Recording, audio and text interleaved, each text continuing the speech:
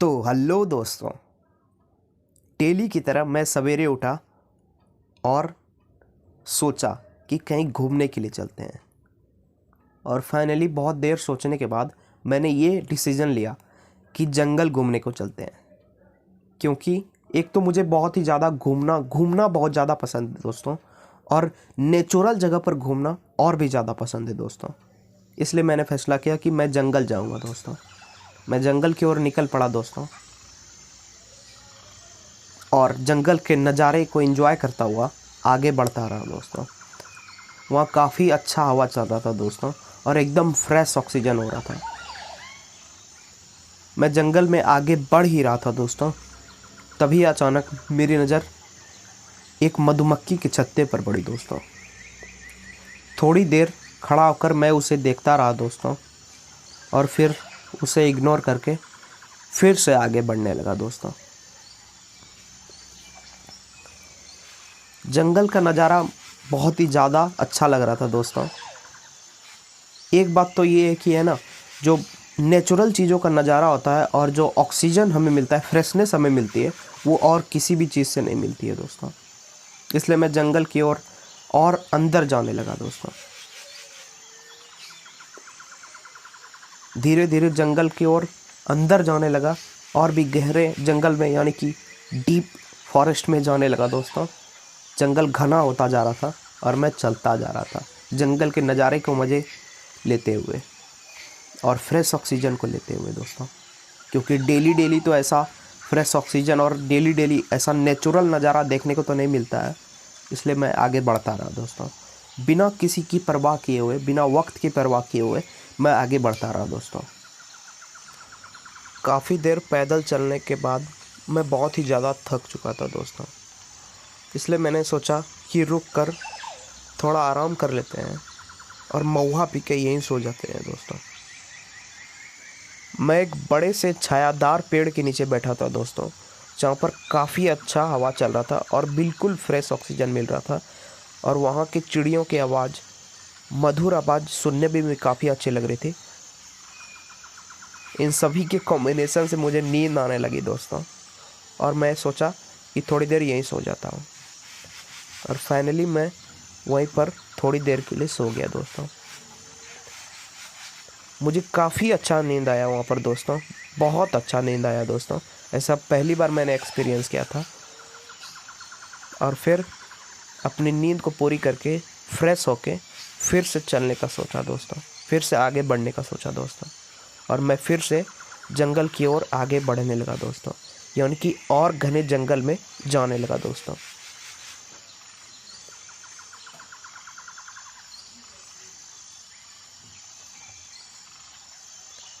मैं इधर उधर देख के चल रहा था दोस्तों। मुझे काफ़ी अच्छा लग रहा था दोस्तों, वहाँ का माहौल, वहाँ की चिड़िया की आवाज़। फिर अचानक से मेरी नज़र एक अजीब सी चीज़ पर पड़ी दोस्तों, और मैं काफ़ी ज़्यादा डर गया और वहाँ से भागने लगा दोस्तों। मैं काफ़ी तेज़ भाग रहा था दोस्तों, हालांकि मुझे पता भी नहीं था कि वो चीज़ क्या थी दोस्तों, लेकिन मैं बहुत ही ज़्यादा डर गया था। इसलिए मैं भागने लगा दोस्तों, जंगल से बाहर जाने लगा दोस्तों। फिर मैं धीरे धीरे भागते हुए घर पहुंच गया, और घर में जो हथियार मुझे मिला, पहले मैं उसे उठाकर फिर से जंगल की ओर आ गया दोस्तों, और उस हथियार को निकाला दोस्तों जंगल आकर। और मैंने पहले से ही एक टहनी को देख कर रखा था दोस्तों, और उस टहनी को पकड़ के मैं झूल गया दोस्तों, और उसे धीरे धीरे काटना चालू कर दिया। मैं बहुत देर से काट रहा था दोस्तों। उस टहनी को काटने में मुझे बहुत ही ज़्यादा दम लग रहा था और बहुत ही ज़्यादा मेहनत लगी उस टहनी को काटने में दोस्तों। फाइनली उस टहनी को मैंने काट ही लिया दोस्तों, और उस टहनी और हथियार को अपने थैले में रखा और वापस से घर की ओर निकल पड़ा दोस्तों। अब मैं घर आ चुका था। अब मुझे वो जो टहनी मैं लाया था जंगल से, मैं सोच रहा था कि इस टहनी से मैं क्या कर सकता हूँ। तभी मेरे दिमाग में एक आइडिया आया कि इस टहनी से मैं एक गुलेल बना सकता हूँ दोस्तों, यानी कि स्लिंग शॉट बना सकता हूँ। फिर मैंने हथियार उठाया और उसे काटना चालू कर दिया दोस्तों। सबसे पहले मैं टहनी को एक सिमिलर यानी कि टहनी के दोनों सिरों को सिमिलर काटना चालू कर दिया, बराबर भाग में काटना चालू कर दिया और बराबर भाग से काट लिया दोस्तों। अब मैंने सोचा कि श्रेष्ठ कागज यानी कि रेगमाल से इसे घिस लेते हैं ताकि ये देखने में और भी ज़्यादा अट्रैक्टिव लगे, देखने में और भी ज़्यादा कंफर्टेबल हो और देखने में भी अच्छा लगे दोस्तों। लेकिन मैं बहुत देर तक उससे घिसता रहा लेकिन कोई फ़ायदा नहीं हुआ दोस्तों श्रेष्ठ कागज़ से घिंचने का। फिर मैंने उसे रख दिया दोस्तों। फिर मैंने अपना हथियार उठाया और उसे छीलना चालू कर दिया। इस हथियार से उस टहनी को छीलने में मुझे काफ़ी ज़्यादा हेल्प मिल रहा था और काफ़ी अच्छे से मैं उसे छील पा रहा था दोस्तों और अच्छे से शेप में ला पा रहा था दोस्तों। काफ़ी देर छीलने छालने के बाद ये टहनी अच्छे तरीक़ा से छिल चुकी थी। अब ये गुलेल बनने के लिए बिल्कुल तैयार थी दोस्तों।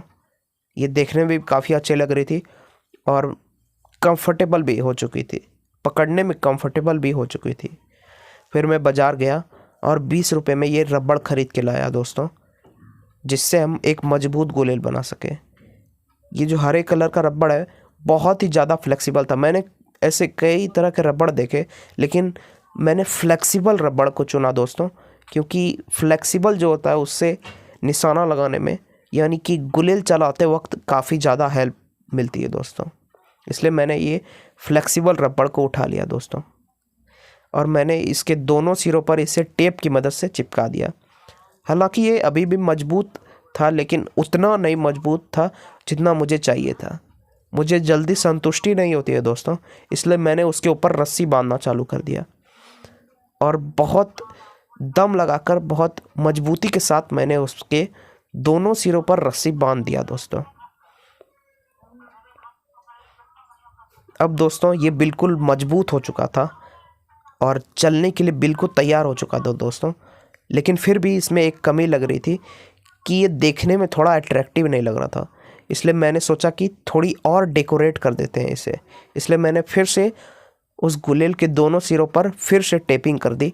अब ये देखने में और चलाने में काफ़ी ज़्यादा मजबूत बन चुका था दोस्तों। अब इसकी टेस्टिंग की बारी थी दोस्तों।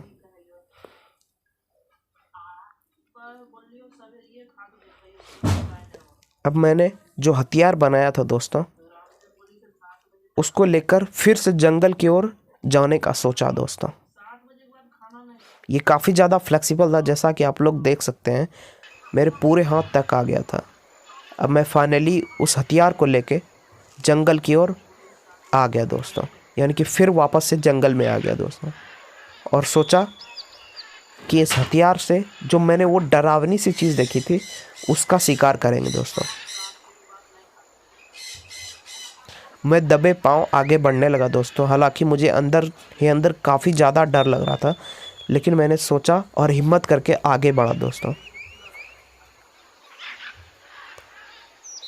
सोचा कि जो होगा होगा, आगे जाके देखते हैं कि क्या करना है। मैं उस अजीब से चीज़ की ओर आगे बढ़ता रहा दोस्तों और फाइनली उस जगह तक पहुंच चुका जहां मैंने वो चीज़ देखी थी और उस पर निशाना लगाने लगा दोस्तों।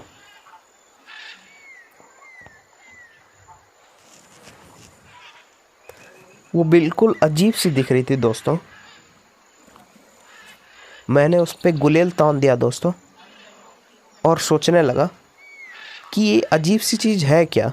वो एक घोंसला टाइप का लग रहा था दोस्तों और मैं उस पर अभी निशाना ताना हुआ था और सोच रहा था कि ये हो क्या सकता है। ये किसी का घर हो सकता है, किसी जीव का घर हो सकता है। फिर अचानक से एक मक्खी उसके अंदर, एक कीड़ा टाइप का उड़ता हुआ उसके अंदर घुसा दोस्तों। फिर मैंने सोचा कि अगर मैं इसमें गुलेल मारता हूँ तो उसमें उस कीड़े जैसी और भी तो होंगी। अगर मैं इससे मारता हूँ तो सारे कीड़े मेरे पीछे पड़ जाएंगे दोस्तों और मुझे नहीं छोड़ेंगे दोस्तों। इसलिए मैंने सोचा छोड़ देते हैं, इसे नहीं मारते हैं। फिर मैं धीरे धीरे करके जंगल से बाहर आ गया दोस्तों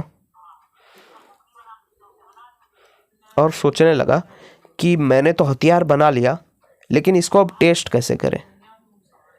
तभी मेरे दिमाग में एक आइडिया आया दोस्तों कि इसे किसी ऐसे चीज़ पर शूट करते हैं जिससे किसी का नुकसान नहीं हो।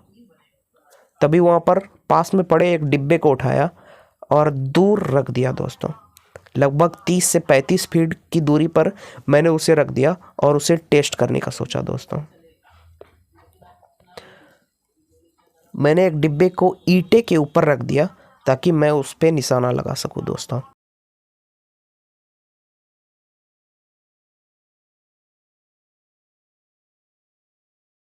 और दोस्तों इसका निशाना तो काफ़ी अच्छा था दोस्तों।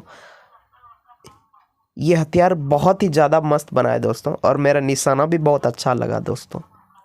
फिर मैंने इसका एक्सट्रीम टेस्ट लेने को सोचा और फिर उसे बहुत ज़्यादा दूरी पर रख दिया, लगभग 100 फीट की दूरी पर रख दिया। एक ये ज़्यादा बड़ा डब्बा नहीं था दोस्तों, लेकिन मैंने इससे एक्सट्रीम टेस्ट करने का सोचा और अपने आप को भी टेस्ट करने का सोचा कि मैं इतनी दूर से इस डिब्बे को गिरा पाता हूँ या फिर नहीं। ये और जो ये मैंने हथियार बनाया है वो कितनी ज़्यादा एक्यूरेट है, इसलिए मैंने दूर से इसे टेस्ट करने का सोचा दोस्तों। मैंने एक वॉल पर उस डब्बे को रख दिया और उसमें निशाना लगाने लगा दोस्तों। हालांकि ये बहुत ही ज़्यादा मुश्किल था इतनी दूर से निशाना लगाना। मैंने 2-3 बार निशाना लगाया और 2-3 बार चूक भी गया दोस्तों, लेकिन मैंने सोचा ही था कि इसे आज गिराना ही गिराना है, किसी भी कीमत पे इस डब्बे को उड़ाना है। फिर मैं फिर से निशाना लगाने लगा दोस्तों और फाइनली इस डिब्बे को मैंने उड़ा दिया। 4-5 बार के ट्रायल के बाद एक छठा सक्सेसफुल ड्रिल मैंने किया दोस्तों और उस डिब्बे को उड़ा दिया।